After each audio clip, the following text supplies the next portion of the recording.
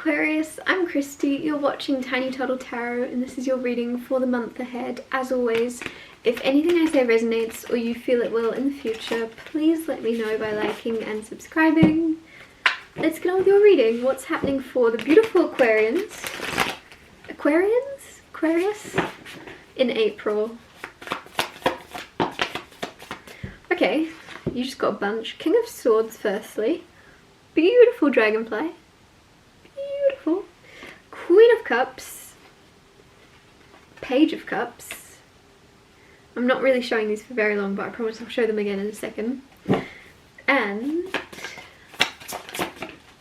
the Six of Cups. You got a lot of cups, you got a lot of love, you got a lot of emotions to give, to share, to receive in April. Firstly, I'll talk you through these cards and then clarify and get more out of them. But King of Swords. I don't know why I just got the word detective come through. Very interesting. A lot of you are like detectives or PIs or something. You are very, very good at finding the truth or looking into things and detecting, right? I don't know. There's something interesting about that. King of Swords is very intelligent though, which makes sense. King of Swords is very... Man or woman doesn't matter, by the way. This doesn't mean I'm only talking to men because it's king. Man or woman, King of Swords is just the energy you're embodying in April is very much like you are on it. You are aware of everything and everyone and you are a lot more intelligent than you let on. Because like, why would you need to let it on? Why would you need to tell, you know, by the way, I'm really smart. Like, you wouldn't. You're so smart. You're not... I don't know why, I just feel like elaborate, like I feel like you're aware of the unnecessariness of a lot of things. And I don't know what that means, but I just feel like you're smart enough to know what isn't important and what is.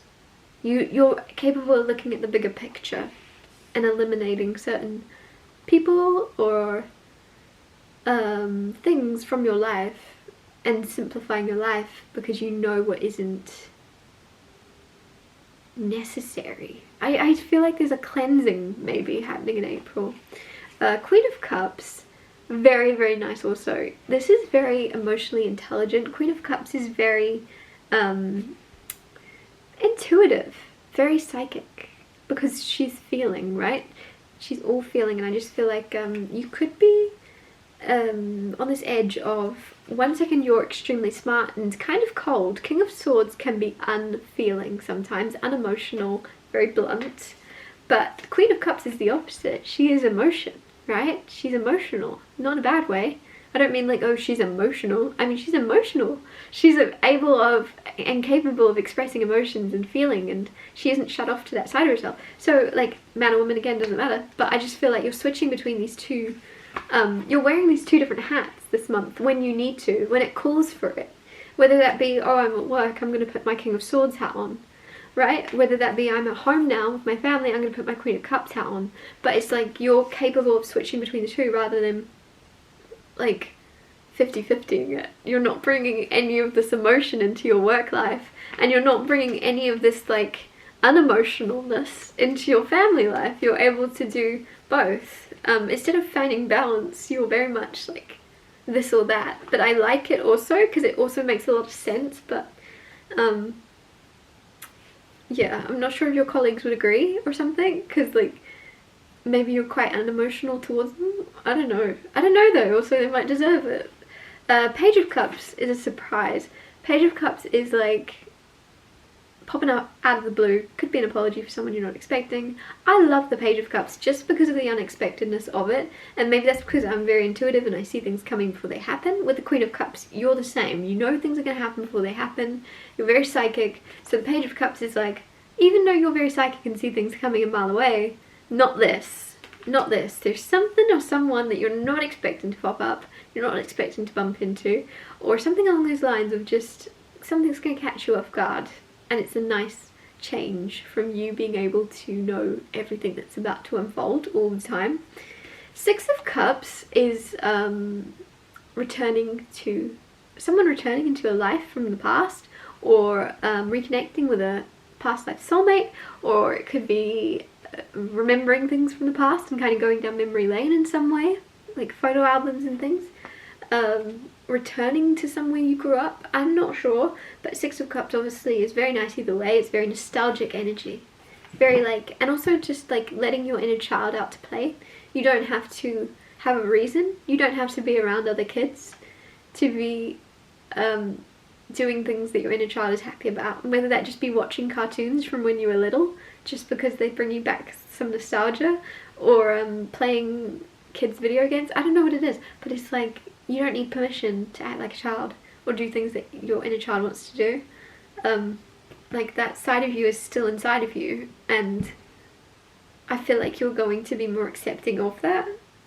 Clarify the King of Swords.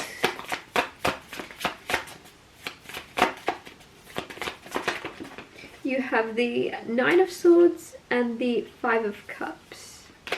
Nine of Swords can be like spiraling thoughts and things just going round and round in your mind, and you're not really breaking the cycle, you're not really able to escape that, you're feeling a bit stuck in a thought pattern, maybe almost like something keeping you up at night, that kind of thing of just going round and round in circles.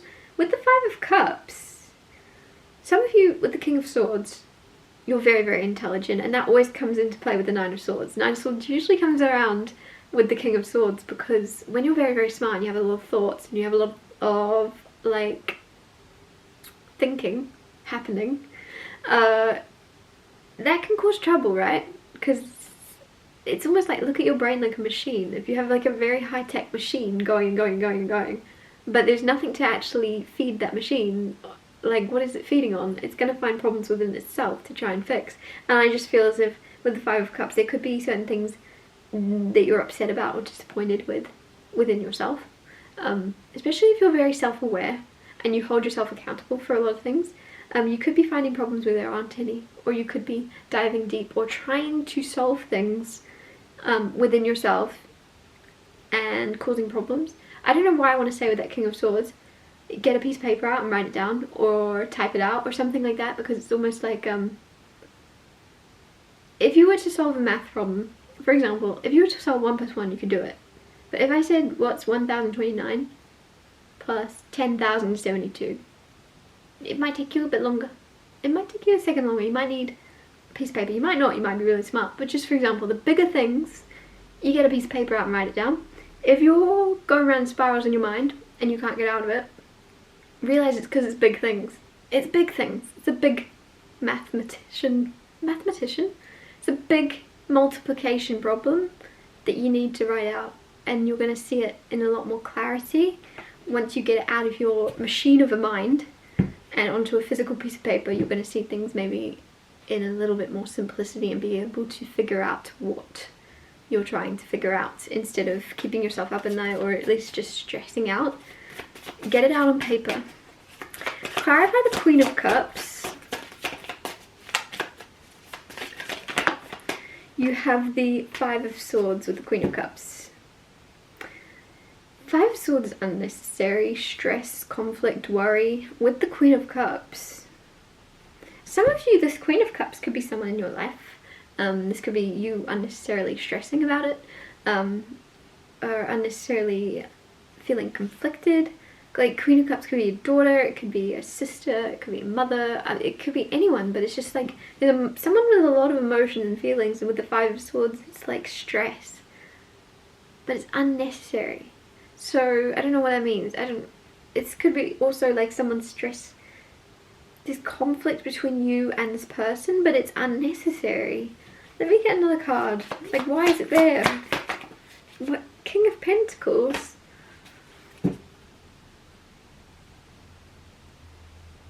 King of Pentacles is a very nice card on its own. King of Pentacles is very rich, right? Very about having a lot of material abundance, being very like, you're the king of all the other pentacle people.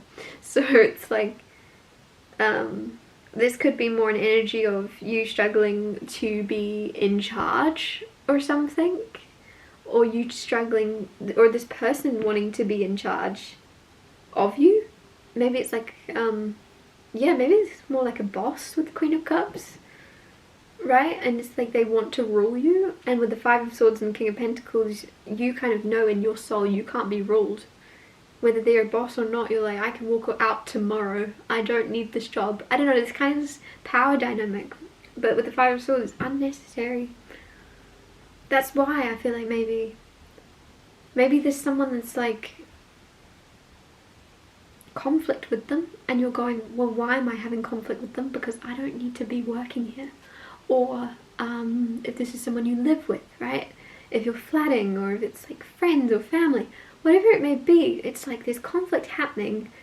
And with the King of Pentacles, there is materialistic abundance. There is enough stability for you to not need to be around certain conflict.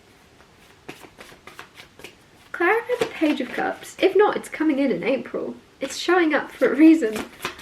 Clarify the Page of Cups.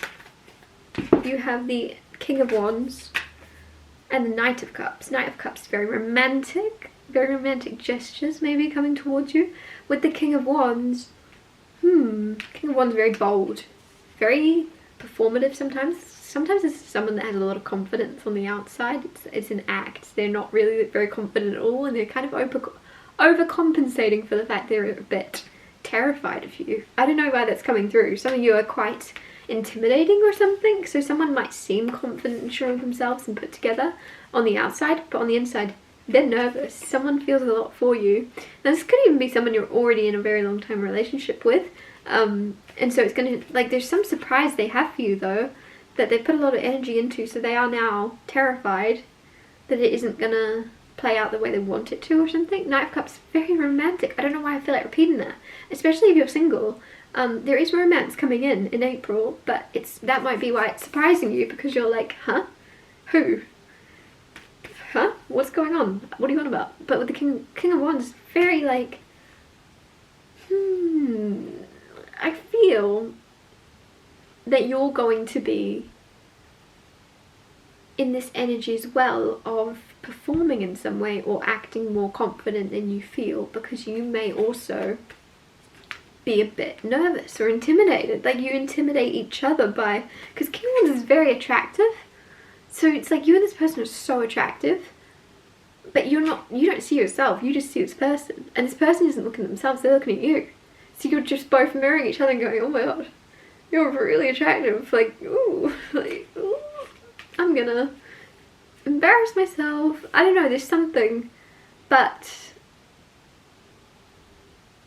it's nice at the same time, because it's kind of like giddy energy. If you're in a long-term relationship, I really like that there is still giddy energy coming back in for you, of being like nervous and excited and butterflies around this person and you. And Six of Cups, a lot of you, it is you're returning to that kind of place in your relationship, if you are in a long-term relationship, where you go back to the start and remember why you're together somehow. I don't know if you're going down a trip down memory lane, or if you're just reminiscing, but you're definitely remembering that spark and remembering that and feeling that attraction and excitement, and it's very, very nice. And like I said, I'm not excluding you singles, because it's like you're going to be very surprised soon, in April maybe, that something is happening at all. Like, to the extent that it is amazing, but also you're just, I don't know why, it feels like a lot of you aren't looking for something, and so you're single, you aren't looking for something, so the fact that something is even coming in, you're like, huh, this is different. Like, I don't know, it feels different though. I don't know why I feel like checking the World card on the bottom of the deck. The World card is completion, the World card is success. Did I say that out loud? Success. And so it's very much like you've completed a cycle, congratulations, and now you're on to the next phase. You've done something correctly. If you've felt stuck for a while and nothing's been moving, congrats, you've now finished that stuck phase and you're now moving forward. Everything you've been experiencing has now come to a completion to allow new in. And the World, like I said, it's the last card in the major arcana of the Fool's journey. So you've completed your journey and you're about to set off on a new one very soon. You just have to figure out what that is. I'm going to wrap your reading up here. Thank you so much for watching. If anything I said resonated or you feel it will in the future, please let me know by liking and subscribing, and I'll see you next Tuesday for Tiny Tall Tarot Tuesdays.